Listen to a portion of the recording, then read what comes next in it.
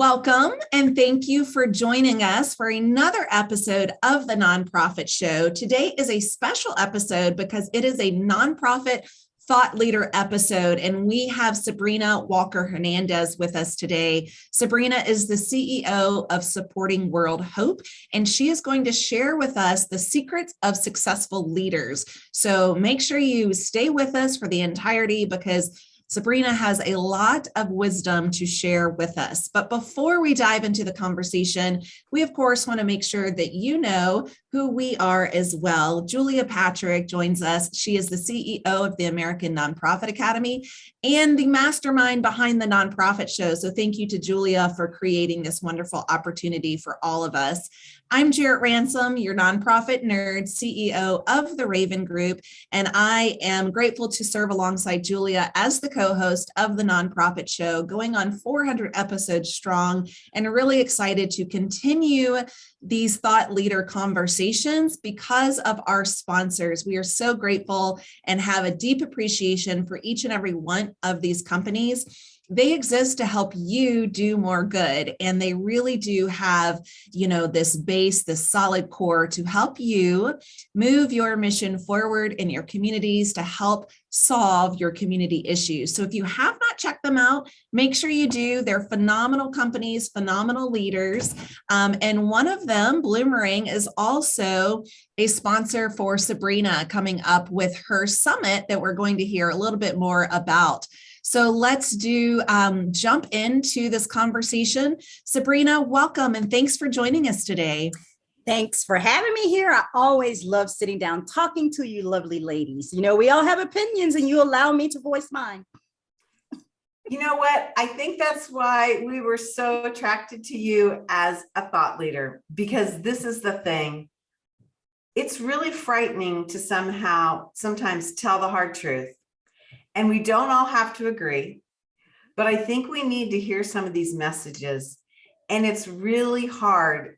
But one of the things that I loved about you before I ever even met you was I loved the name of your business, Supporting World Hope, because to me, when I heard that, it gave me a frame that I put around my imaginary picture of you. And I thought Supporting World Hope was like the coolest thing. Because at the end of the day, we hope better things. And that's why we're invested in the nonprofit sector. I think, Jarrett, I don't know about you, but to me, it's like really a basic direction that we all take. It is. And I also was attracted to that name. It's very grandiose. I remember my mom would say oh, you want to save the world. And I'm like, yeah, I do. We have World Hope. And I'm so glad that there are more of us out there. Sabrina, it's always a compliment, but I love meeting fellow nerds. So yes. That's always wonderful. Well, let's dive into this. Truly, what are the secrets of successful leaders? And I'm curious if we can start by truly, with this S word, stewardship. How do you define stewardship, and what does that mean for us as organizational leaders? Well, I define stewardship as, for me, I look at the fundraising process, and stewardship is a major part of the fundraising process. For me, it's 15% of the fundraising process. It's how you really recognize and thank your donors and share the impact of your nonprofit with them. I think that nonprofits, we often do not so good of a job with stewardship. I don't know why, because we are the world people, we are the heart people, but we don't necessarily do a great job with stewardship. We don't do a great job at telling our donors thank you. And sometimes I think it's a mindset thing. I think you think, okay, I got the gift. Now I'm not going to bother them anymore. And so I'm not going to communicate, and I'll just wait. And from the donor end, it's like, you got my money. And then you didn't do anything. You didn't tell me what happened with it. You didn't share. I may got a thank you card, and it was a stock card, not a personalized card. And then you're going to come back to me like 12 months later and ask me to reinvest. I think we need to be more intentional around stewardship. It really will make a difference in donor retention. So I've never heard that statistic of 15%. So that, and I saw Julia do it too, because we I know. love I was like, numbers. Yeah, we love numbers. And I have a feeling this question will come up on one of our Friday ask and answers, which things like this typically do. So 15% is really that focus on stewardship. And you're saying that organizations do way less than that? They do way less than that. And I will be the first to say it's a lesson that I've learned the hard way as well. You get the gift, like I say, you get that gift and you're so busy, right? And that you're sitting in that nonprofit seat and the gift comes in. And if you don't have a system in place to acknowledge that gift, you will forget and it'll be a month and then you'll sit there and you go, well, now is it too late to say thank you? And it's a little embarrassing. It's a little embarrassing. And then you kind of put it off. And then before you realize it, it's 6 months down the road. You never said thank you. You never shared any impact. And the donor, you're going to lose the donor because you haven't shared a thank you. Here's another statistic for you. 85% of first-time givers do not give a repeat gift because they were not thanked. Wow, 85% of first-time givers will not give again because they were not properly thanked. Yes. And it's simple. It's a simple way. And they say the common practice or best practice, I don't know if you like to use that word best practice, but a best practice is that a donor receives a thank you within 24 to 48 hours. And people kind of get overwhelmed by that. Like, how am I supposed to do that? Right. And so I had a very simple system, very practical system. And I want to share this with people because I want them to steal it. At the end, yes, please steal it, at the board meetings, I would put a script together, a thank you script, right? I pass that thank you script out with an ink pen, and I would pass out our note cards, and I would have each board member write a thank you note. They didn't address it to anyone. They just wrote that script out and signed their name. And then I would collect those and I would put them on my desk. And when a gift came through, I would just add the name, sign my name as a CEO, put it in an envelope and mail it out. Mm-hmm. And I did that for every board member. Now, from the board member's perspective, why do we have to do this every board meeting?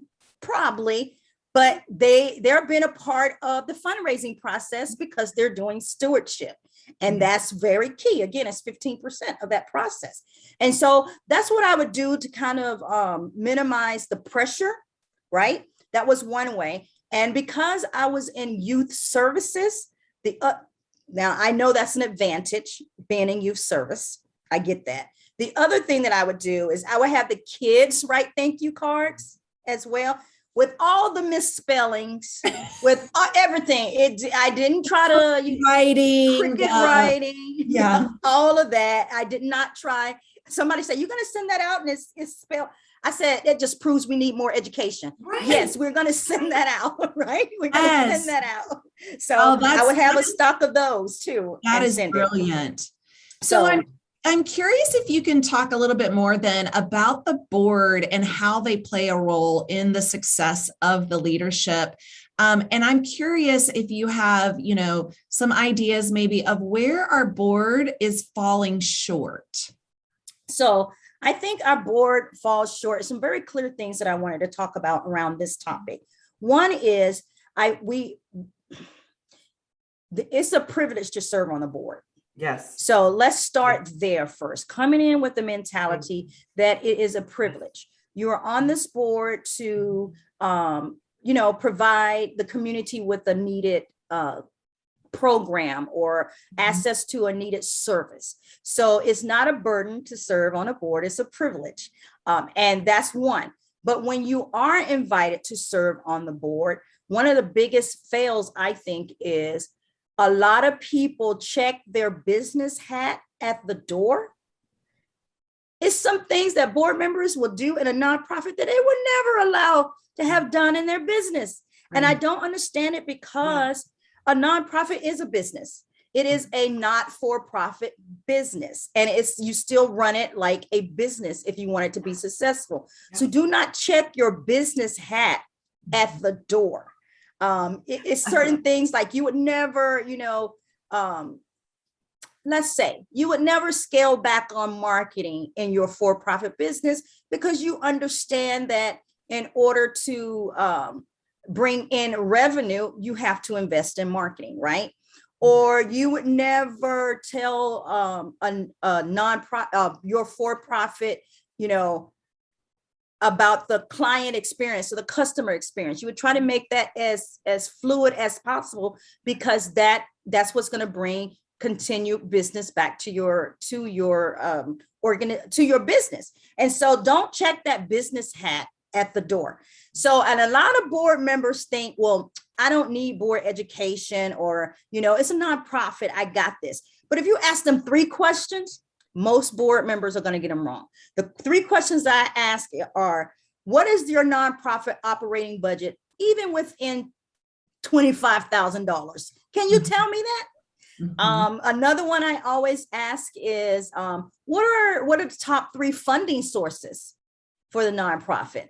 Okay. And then the third one I ask is, what are the top programs for the nonprofit? Most board members can't answer those. And that just shows that they need the education around what the nonprofit is. And you would not go into your business not knowing who your top clients were. You would not go into your business not knowing what your budget, is. It's just not what you wouldn't do it, right? And so it's the same concept with the nonprofit. It's amazing because at the end of the day, you are, as a board member, responsible for that nonprofit. Yeah. And I almost think it's almost like something you could do this almost like part of the mission moment, where you have a mission moment that is generally more emotional storytelling to help build engagement, but you could turn it into like a fast fact. Fast fact for the meeting is we get our top 3 funding, sources are this, or because I agree with you. I think that on so many things, but just that basic knowledge of where the organization is working and how they're doing it. I agree. I think board members fall short on that. Yeah, they tend to fall short on it. And maybe it's through no fault of their own. Sometimes CEO kind of holds that information close to. Yes. But if I am a board member and I am responsible for this organization, then you need to know those things, and you need to it's okay to ask questions when you're in a board meeting as well. A lot of people get in the board meetings and it's just the CEO that's talking. Well, right. That's not a sign of a good board. You need to red flag. It's a red flag. You need to be engaged as a board member. You need to know what's going on. And it's a boring meeting. First of all, that's just so boring to sit there and listen to a talking head tell you, and you're regurgitating, you're regurgitating information that has happened. I would love for boards to embrace that, the concept of being strategic and visionary and focusing their board meetings on the goals that's a part of the strategic plan. I would, if we have an hour and a half, this is what I say for a productive meeting, I want 45 minutes of that meeting to talk about, what are our strategic goals and where we headed. I want the board meeting to be designed around that, not necessarily, this is a committee report and this is what we did. And that's not effective use of a person's time. Yeah. So really using their business mindset, right? So engage them with their business hat on so that they don't check it at the door, and have them, what I'm hearing you say, Sabrina, is really tapping into their own thought leadership on where they can help to see the organization maybe go and grow. We all know it's been some trying times over these last couple of years, and we are still facing some unknowns. Mm-hmm. So there's a lot to talk about in these, board conversations. I've seen recently, actually the attendance of board, leaders decline. So whether it's an in-person meeting or a hybrid, right? Because there's still a lot of meetings being done simply virtually, or maybe some are having this hybrid. I'm seeing some organizations, in particular with their board leadership, fail merely by the lack of attendance. Mhm. Are you seeing that? I see that. I see COVID as a blessing and a curse. Okay. The blessing is when COVID or the pandemic first hit, boards were a little bit more engaged because, like, how are we going to do this? How are we going to navigate this? They understood the impact it was going to have on the budget. They understood the impact that it may have on program, especially if people came to your facility. So they actually came together to talk about those things, which I think all board meetings should be like that. But I digress. And now they feel like, okay, we've gone through that, we can step back again. You need to keep that same engagement because you just tackled a huge problem. Now imagine if you take that same energy on the next, let's say not pandemic, but the next strategic goal 1 in your strategic plan, and take that same energy of tackling that. Then you're going to advance the organization. But to your question about attendance, yes, but I think that it's about accountability as well. So if people, this is a little thing I was taught about, people, board members who start to get disengaged, there's a process, right? So hopefully, the board chair, which I say the board chair is the gatekeeper to the board and the CEO is the gatekeeper to the staff. So I think the CEO, has a conversation with the board chair and say, attendance is beginning to be an issue, and identify those that attendance is an issue. And the board chair perhaps picks up the phone and have an informal conversation with that board member to say, are you still interested? Do you still want to be a part of this? And, just reiterate that is important for attendance, because without attendance, you don't have quorum. And without quorum, you can't get minutes passed, and not even just minutes. That's just basic. You can't get maybe grant approvals passed. You can't get your budget approved. It's a lot of things that come with active participation. And one of the things that we did in our board packet, which is another tip that some might want to use, is we included a roster at the beginning of every board packet. And it had, every board member name going across, and then down the side, it had all the board meeting dates. And we put A for absent, P for present. And so everybody got to see everyone's engagement. But not only that, we were very strategic about using our bylaws and, making them aware that the bylaw says if you miss 3 consecutive meetings, that the board can vote you off. Now that works, but you also get those board members, I always had them, that will miss 2 meetings, and then they'll come back for the 3rd one. And then so you have to be aware of that too. But the conversation starts with the board chair talking to those people and making sure, they still want to be a part of this, and realizing their importance to the process. And back to what you said, Sabrina, it's that accountability. And so truly having the board chair, and what I find to be true is that peer to peer, right? So the board chair really holding the rest of the members accountable. And let's move into the accountability when it comes to like building our own talents and skills. And I'm curious if you can share with us how that relates to the organization. And I'm curious if it relates to the staff as well as the board equally.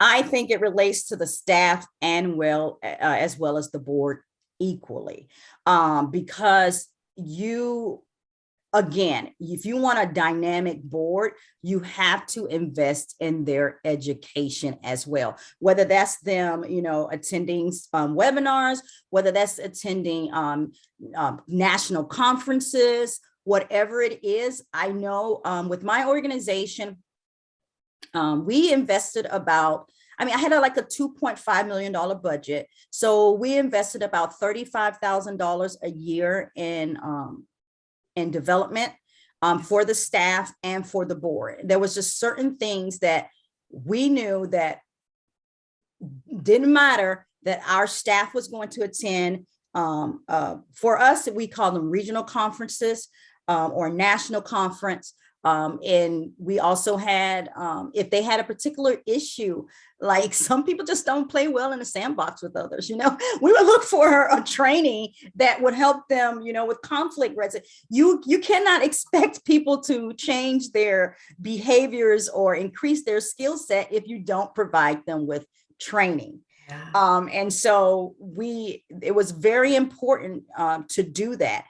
It really made a huge impact with our board because sometimes, and I guess that's with any board and staff, sometimes you can get so caught up in your local dynamics and your local problems and think that you're so unique and this is, only you're struggling with this. And, how many times have I heard, our nonprofit is very unique. No, you're not. I'm sorry.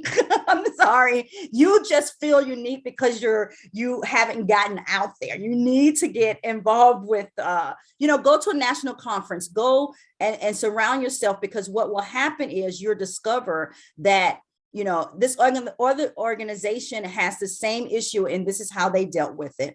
Or, we're not as unique as we thought. There's still struggles. Even let's say you get to a $10 million budget, or you're at a $250,000 budget or a $25,000 budget.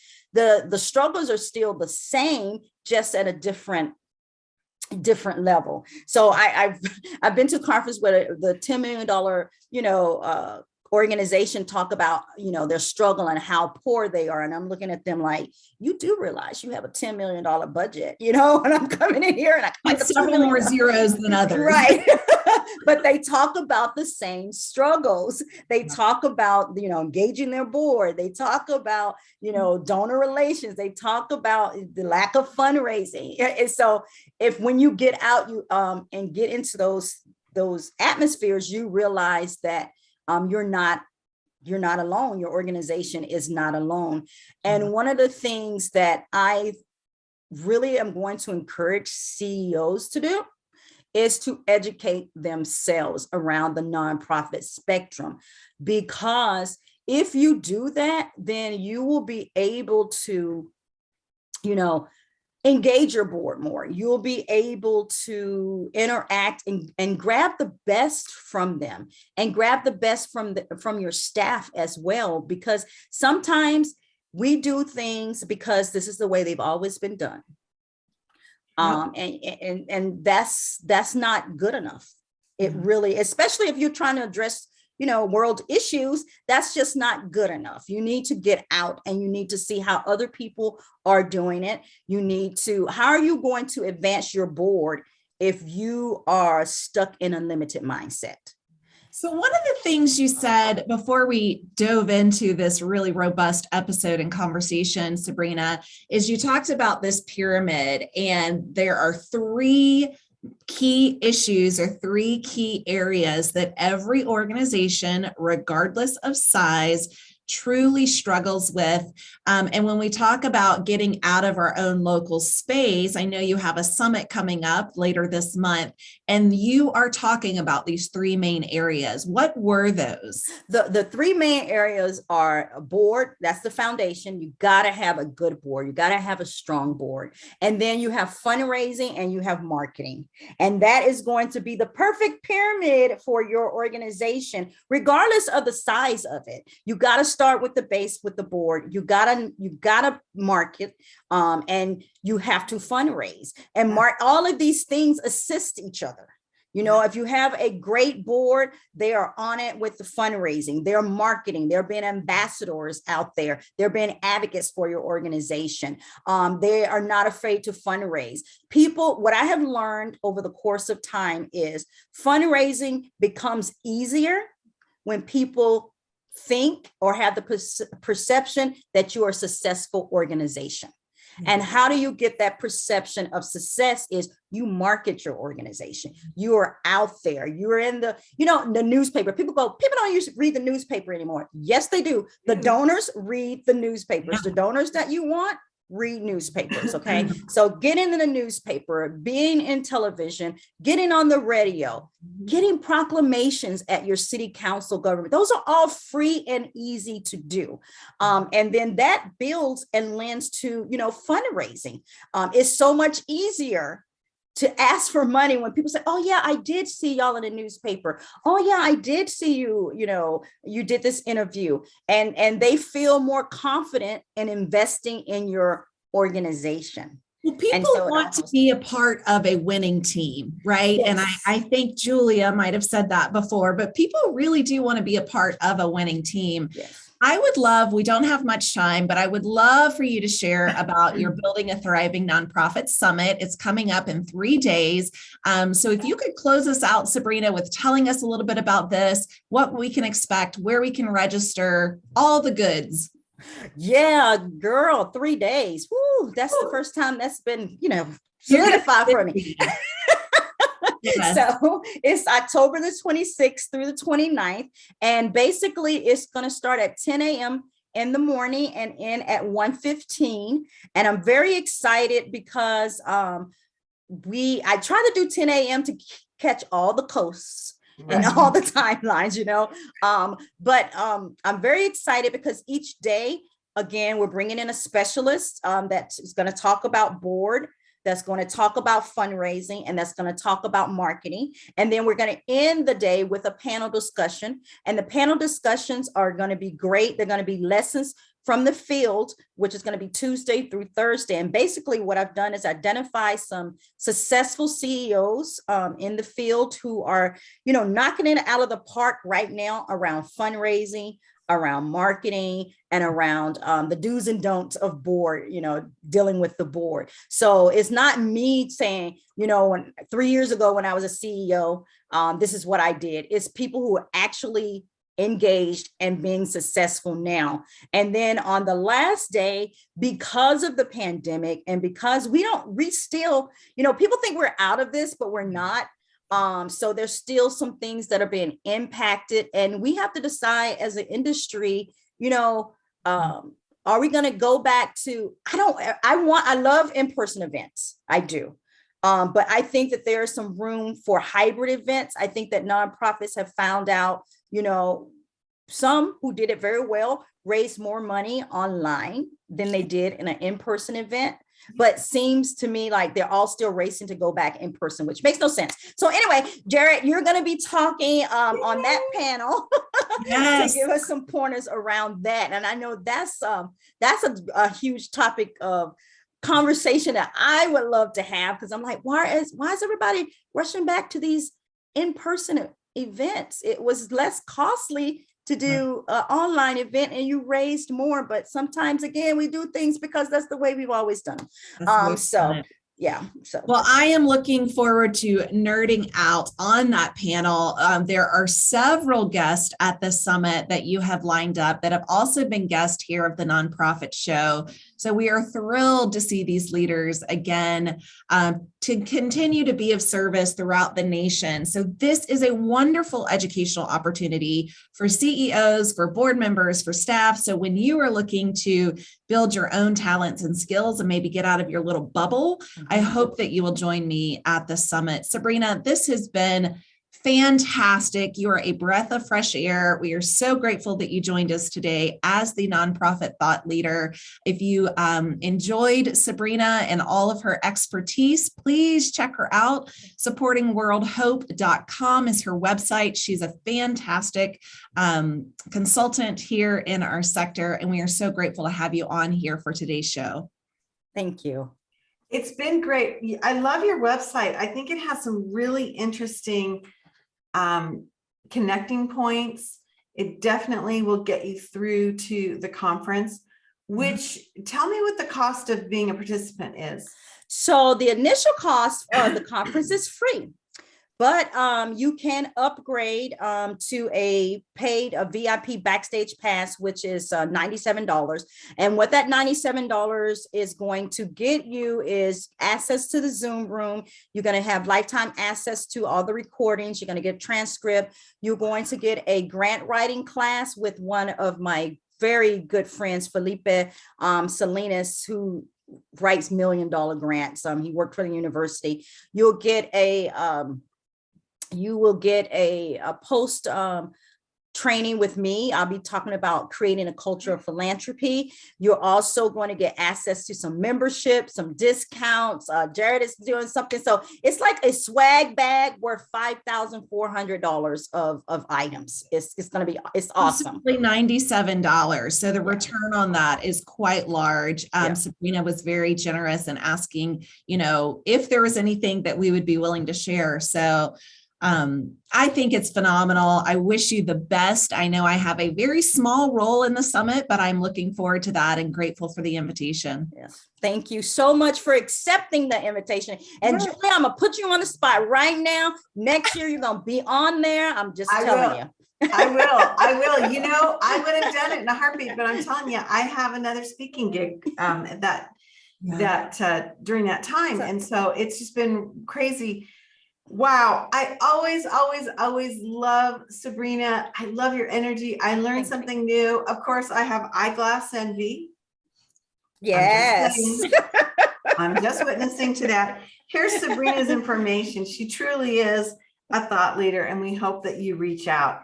Hey, this has been another great opportunity for my dear co-host, Jarrett Ransom, and myself to learn and to be inspired. And we hope you found that today with us on another episode of the Nonprofit Show. Again, we want to thank all of our sponsors who've been here through thick and thin, getting these messages out and supporting the work of the 1.8 million nonprofits across this country. It is an amazing, amazing thing. Hey, building a thriving nonprofit summit. Don't miss this opportunity. It's going to be really exciting. And I think that you're going to be inspired to really tackle some of the big issues. This is a critical time in the nonprofit sector. We are coming up at the finish line. And so we need to finish strong and then start back out strong January 1. So, wow. Thank you so much, Sabrina. Thank you. Thank you for having me. Thank you for always being inclusive. And I just really appreciate the both of you. Well, thank you. It's been wonderful. As we like to remind everyone every day, stay well so you can do well. We'll see you back here tomorrow, and we'll see you at the summit. Yes. Thanks, everyone.